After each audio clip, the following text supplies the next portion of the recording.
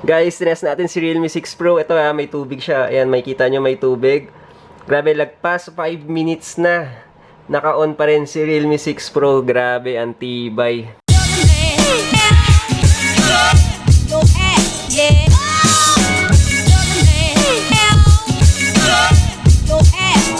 One of the best to ever do it. Hey guys, what's up? Welcome to another vlog. And right now, itetest natin tong Realme 6 Pro for performance, camera, and guys, ilalagay natin to sa tubig para ma-check natin kung kakayanin nga ba nitong tumagal and yung durability nito, kung sulit nga ba to sa 16,990 pesos. And if you're new to my channel, please hit that subscribe button and notification bell para ma-update ka sa mga best deals and sulit deals. And kung nakatulong tong video na to sa'yo, please give me a thumbs up and comment down below. I also feature other vlogs and other stores and other secret shops. Ililink ko lang siya sa taas and sa baba. Guys, panoorin nyo. Makakatulong to sa inyo. Out of the box, may kita agad natin yung welcome note ni Realme. And sa loob naman nito, may kasama na tayong protective case. So, smoke color yung protective case nito and makapal-kapal siya. So, talaga mapoprotektahan niya yung Realme 6 Pro natin. Included din yung quick guide niya and warranty card. Next sa loob, makikita natin yung phone natin. And mamaya natin tignan siya. Also, may kasama rin siyang Type-C connector. Meron din siya kasamang 30-watt fast charger and yung SIM eject tool. So, this is the Realme 6 Pro, guys. So, what we have right now is the Lightning Blue model. They also have other colors like the Lightning Red and Lightning Orange. And ang maganda dito sa design na to, guys, is 3D design na siya. So, makikita nyo, talagang totally head-turner itong model ng Realme 6 Pro. Isa din sa maganda sa model na to is Corning Gorilla Glass na rin yung protective case niya. So, ibig sabihin, kahit hindi ka gumamit ng case dito or ng jelly case, okay lang. Scratch-proof and scratch-resistant na siya. So, kahit ilagay mo yan sa bulsa mo na mayroon pang ibang cellphone, kahit magdikitan sila, hindi to magagasgas. Or kahit ilagay mo to sa bag mo na mayroon kang kasamang mga ball pens or kahit anong sharp materials, safe na safe ito. Pero para sa akin, guys, mas okay pa rin na gamitan to ng jelly case kasi yung camera niya medyo nakaangat. So, pag nilapag mo siya, yung camera niya tatama. So, mas okay pa rin gamitin yung jelly case. So, ang nagustuhan ko talaga dito, yung design pa lang, may wow factor na eh. Yung flash na design or yung lightning design. Unang tingin mo pa lang sa phone na to, makikita mo talagang pang mabigatan, pang mabilisan, at talagang maganda ang specs nito. On top naman, makikita natin yung quad camera niya. It has a 64 main camera, 12 megapixel telephoto lens, 8 megapixel ultra-wide angle lens, and 2 megapixel macro lens. Also, makikita rin natin, meron din siyang kasamang flash and the Realme logo sa bandang baba nito. Ito talaga, yung design pa lang talaga nito, poging-pogi ka na talaga dito. So talagang, pag nakikita mo talaga yung flash or lightning design, talagang mapapa-ellipse ka talaga sa telepono na to. On your right, makikita natin yung power button that also serves as fingerprint scanner. On the other side, we have the volume rocker and the SIM card tray. Sa SIM tray natin, it can fit dual nano SIM cards and also a micro SD card na up to 256 GB of storage. At the bottom, meron tayong 3.5 jack for our headset, the microphone, the Type-C connector, and the speaker. Yung speaker pala nito, guys, is Dolby Atmos na. So, mas maganda yung tunog nito, lalo na kung manunod ka ng YouTube or magpe-play ka ng mga sounds mo. And ang nakita ko naman dito, meron pa tayong extra microphone sa taas. And tingin ko, guys, para mas maganda to pag nagvo-vlog tayo, na in case na matakpan natin yung isang microphone, meron pa tayong isang mic input. So, in front naman, it has a 6.6 Full HD display na perfecto for gaming and also YouTube and video streaming. What I like about the display is very crisp and very bright yung screen niya. Although 480 nits ang peak nito sa brightness, pero makikita mo talaga na ang ganda niya. So, talagang malinaw na malinaw yung display size nito. And also on top, makikita natin yung dual front camera natin, which is a Sony 16 megapixel wide angle camera. And also, 8 megapixel ultra-wide angle lens. Guys, nakakatuwa dito, yung ultra-wide angle lens nito, at least hindi ka na masyadong mag-a-adjust. Kung magsa-selfie kayo ng marami, hindi ka na masyadong lilikod or extend mo yung kamay mo, pwede na ito. Although para sa akin, guys, mas gusto ko pa rin yung punch hole na iisang camera lang kasi masyado nang malaki yung nagastos or nakuha niya sa screen. But still, yung nakuha naman natin is yung 16 megapixel Sony camera and 8 megapixel ultra-wide lens. panalo na rin ito. And pinakatuwan-tuwa ko dito is the 90Hz display. So yung 90Hz na yan guys, makikita lang natin kadalasan yan sa mga gaming monitors. And yung mga gaming monitors, mga nasa 10,000 yan. And sobrang mamahal. Nakakatuwa si Realme, binigay niya ng abot kaya, pang flagship talaga to. And ang nakakatuwa dito, pag nag-browse ka ng Facebook, ng Instagram, grabe. Sobrang bilis at sobrang smooth. Pag nag 90Hz ka na kasi, ayaw mo nang bumalik sa usual typical na 60Hz display ng mga phone. Kasi sobrang bilis niya. And kita nyo guys, oh, very smooth yung experience natin sa 90Hz. With regards to performance guys, meron tong Snapdragon 720G na talagang pwede at kayang-kaya sa ultra high settings ng mga games natin. And kung normal na browsing ka naman or office work or kahit anong files mo ay kayang i-open ito ng sabay-sabay. Guys, tong phone na to is made for gaming din.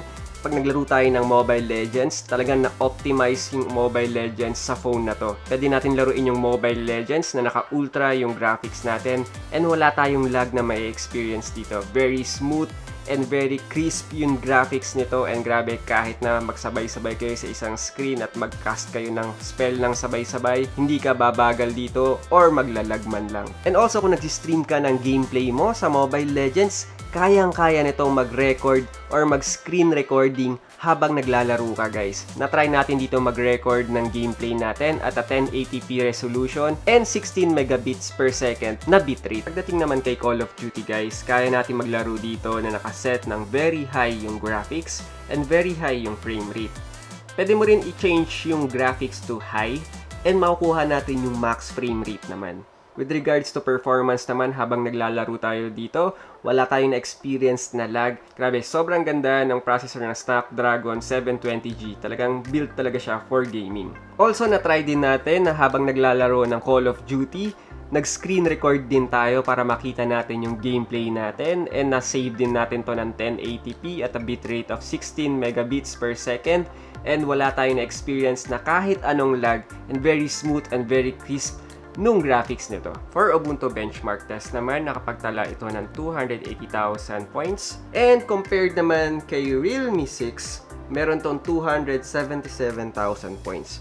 So guys, 10,000 ang pinagkaiba nilang dalawa. But still, 'di ba? Makikita natin na mas mabilis pa rin si Realme 6 Pro kaysa kay Realme 6. And ang maganda dito guys, habang naglalaro tayo, yung init na nararamdaman natin sa phone is something bearable, which is something normal compared sa lahat ng phones and flagship phones na na-experience natin. Hindi siya mainit actually talaga. So guys, talaga to, mas maganda tong pang gaming and maganda rin tong panood ng Netflix and YouTube. So let's check the performance of the camera. Yung front camera natin, kaya na tong mag wide angle shot and mag ultra wide angle shot.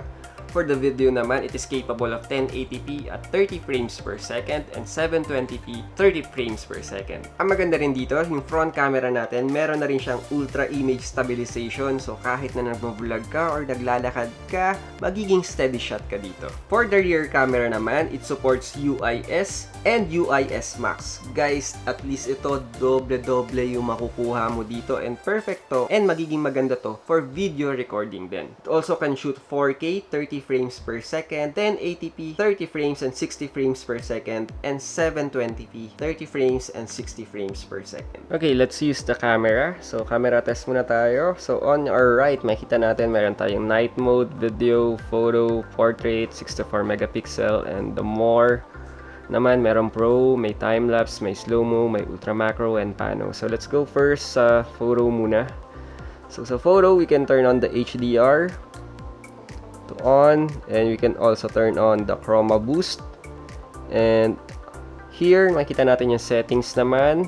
So sa frame size naman, you can use 1:1, you can use full frame, we can use 16:9, we can use 4:3. So let's use 4:3 first.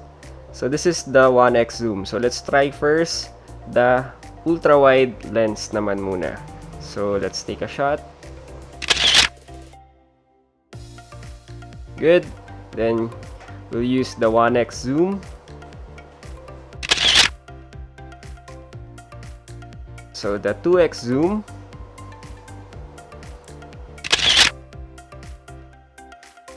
Cool. 5x zoom. So let's focus on the 6 Pro.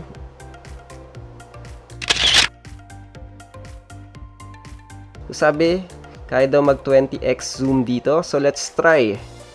So, the way for you to zoom in is you need to pinch. So, kailangan natin tong gamitin ang dalawang daliri. So, eto. So, this one is the 10x zoom. So, let's take a picture. And let's use the 20 times zoom. So, ayan siya. Yung mukha na lang yung makukuha natin. So, naka-tripod na tayo dito.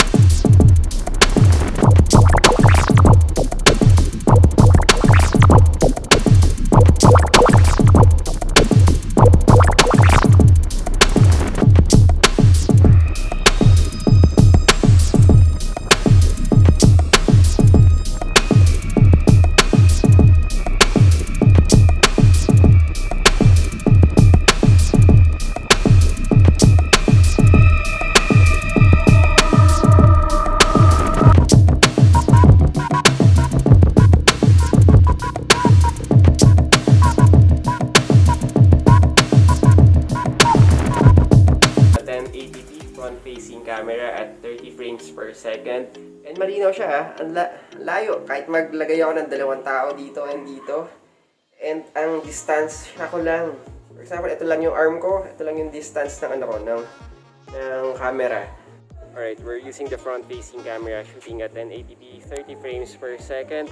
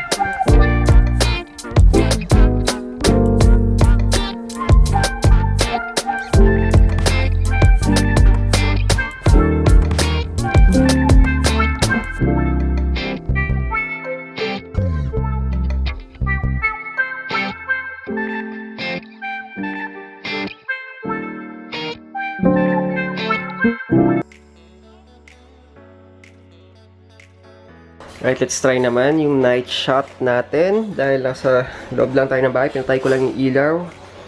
Then, may kita natin, naglagay lang tayo ng maliit na ilaw dito para medyo magkaroon lang ng light. So, ganyan yung itsura niya. Madilim na madilim talaga yung picture sa Gundam. And sa picture natin dito sa phone, ayan. So, meron siyang 1x zoom. Meron din siyang wide angle. So, check muna natin guys yung night natin at 1x zoom.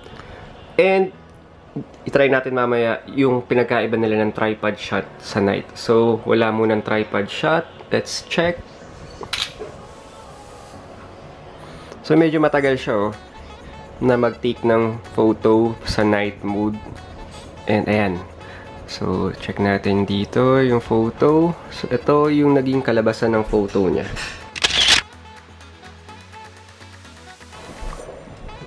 Maganda. Maganda ngayon, mas maganda. Mas maganda to, yung kinalabasan ng photo natin. Walang gaanong noise. And grabe, panalo. So next, on natin yung tripod mode. And let's take a shot. So ayan, so may kita natin dito. Naglo-load pa siya. So ilan seconds kaya ang... may timer siya. So ayan, habang nag-shot siya sa tripod, mas maano siya, mas matagal siya. So ayun.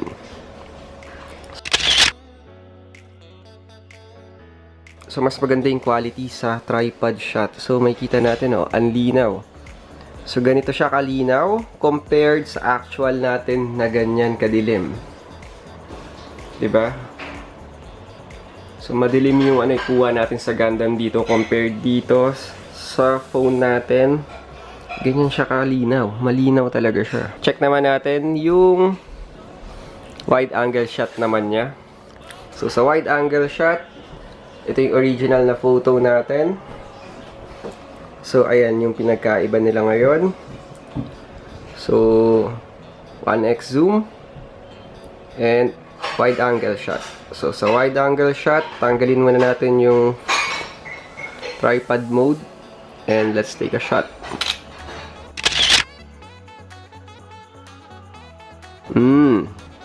Maganda rin yung sa wide angle. So medyo ang napansin ko pag naka wide angle tayo, mas soft yung pictures. Nakikita mo dito medyo orange yung nakuha niyang picture, samantalang red talaga yung lamp natin dito. So dito talaga orange yung nakuha naman niya. Yan, para medyo makikita natin. Pero maganda, for the quality, maganda pa rin. Then try natin yung tripod mode. Alright. So 10 seconds yung kinuha niya dito.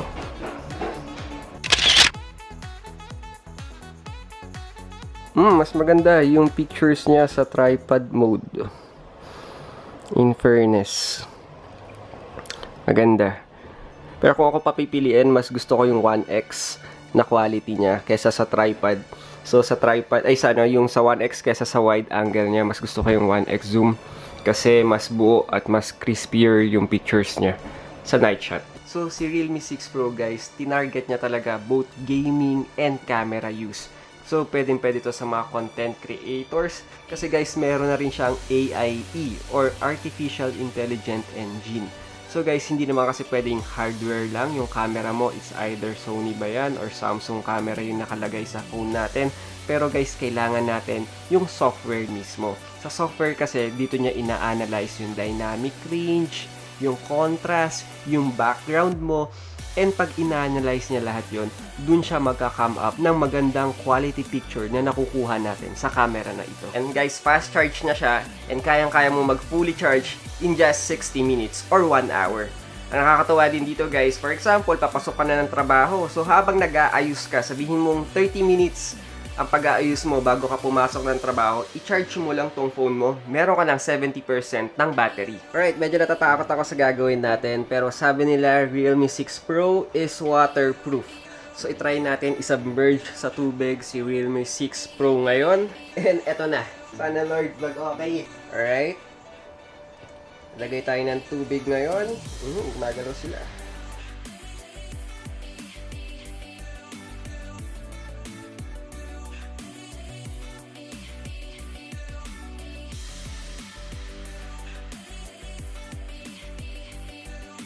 Sabi kasi nila waterproof daw to. Although hindi ko ginagawa talagang mag-submerge sa tubig ng mga cellphone. At dahil waterproof to, kailangan natin gawin.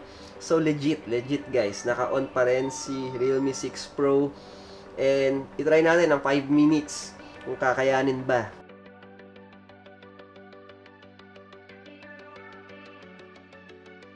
Naka 6 minutes na tayo guys. Iahon na natin si Realme 6 Pro. Grabe. Naka-on pa rin siya. Uy, gumagana. So, test natin. Gumagana pa rin, in fairness. So, test natin si Realme 6 Pro. Gumagana, pagkaahon pa lang. Okay pa din siya. Camera. All good.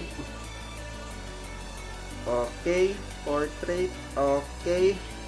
Grabe, power na power to. So yun lang guys, no, grabe, nabilib ako dito sa Realme 6 Pro.